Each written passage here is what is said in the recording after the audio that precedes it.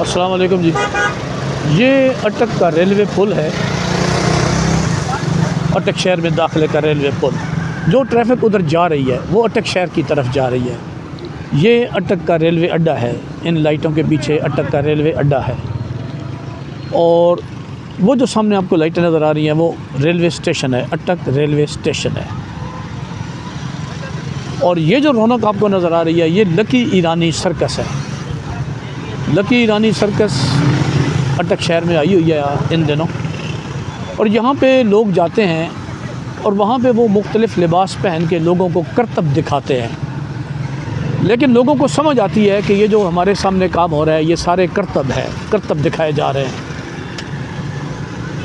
اور اس شہر میں ہم جیسے جو شریف لوگ رہتے ہیں، ہم جیسے جو بہت سارے شریف النفس اور سفید اچھے لباسوں میں، بعض اوقات ہم بھی لوگوں کو کرتب دکھاتے ہیں. مگر بات یہ ہے کہ ہمارے کرتبوں کی سمجھ اس لیے نہیں آتی کہ ہم نے تو سفید اور اچھے اور شریفانہ لباس پہنے ہوتے ہیں.